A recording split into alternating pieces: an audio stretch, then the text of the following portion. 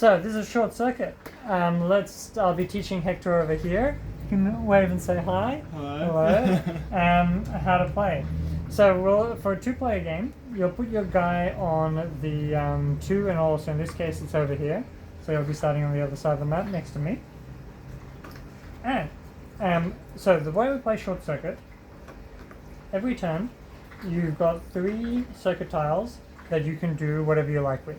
After using these circuit tiles, you can then move once, and that's it. Okay. So you have to use one circuit tile and then move once. No. You use all 3. Oh, okay. Or you move first and then use all 3. So in any order, you move once during your turn. And you can move once, move your character, and then place the other 2 tiles? Yes, you can. Mm-hmm. Other than that, there's also a thing with the action cards, but I'll get to that at the end. Alright, so the way you can use your circuit tiles is, so on the start of your turn, I can use these, or on my turn I can use these 3 however I like. The main way you'll be using them is by placing them down onto the board wherever you like. So there's no rules in how you can place them, except you can only place them on an available spot, so you can't put them on top of something else or points or anything like that. They don't have to be connected, you can place it wherever you like. Can I put them over the top of these? Yes, you can put them on these, and not in the black one. So this is a dead end, you can't go through that. Okay. So then, before or after you place your tiles, you can move your character along any connected circuit as far as you like, and end up on top of one of these. So only at the start you'll be starting here.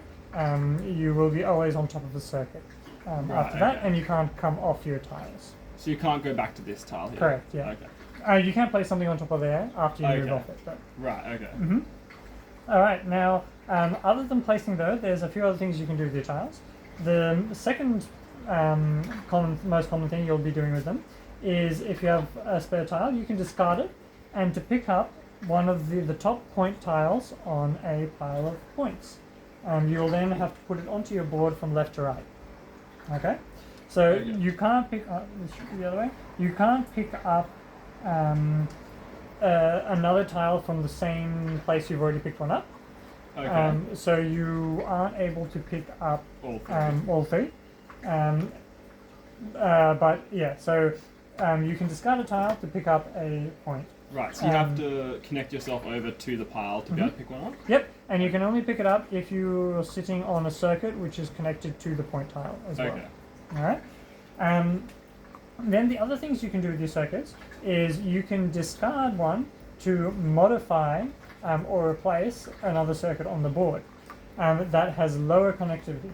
So connectivity means how many connected sides it has, which the color corresponds to its connectivity. So this one, I can discard this to modify, rotate or replace any with 3 or less connectivity. So I could rotate this one however I like, any direction.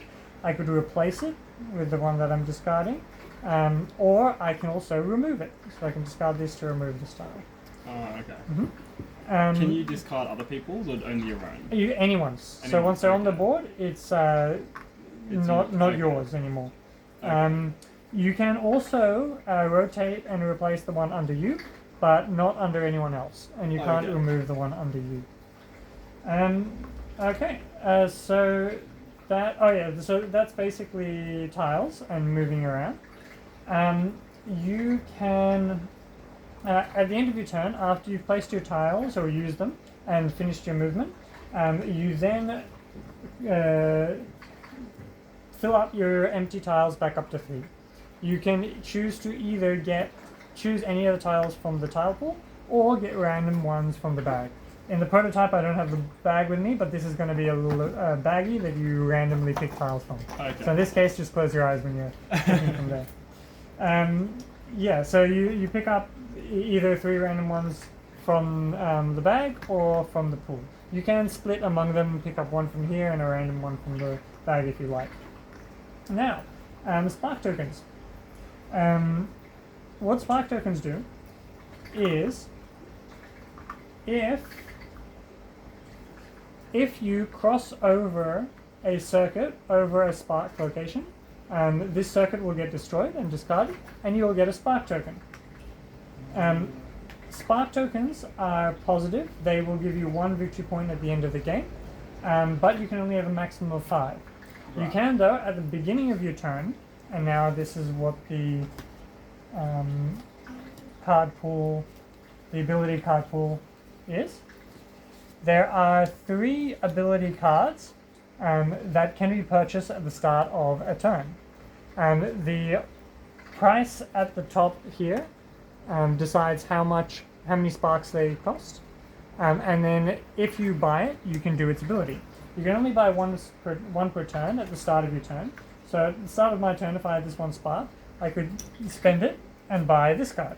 And I can use this card anytime on my turn, but only on the turn I buy it. So you can only buy it when you're going to use it. And that's it. So that's sparks. Last thing with sparks is there's one more way of getting sparks. If you end your turn with 3 green tiles in your tile pool, and you end your turn with 3 green tiles, so after collecting new ones, and you have 3 green, you will also get a spark token. So the greens are the worst tiles, but if you have 3 of them, you'll get a spark token at the end of the turn. At the end after picking your tiles, the pool will also get refreshed. And that is it for playing. Final thing is points and how to win. So the game will continue until someone gets 6 total point tiles. Right. And then the game will continue until the final player's round. At the end of the final player's turn, the game ends and points are scored.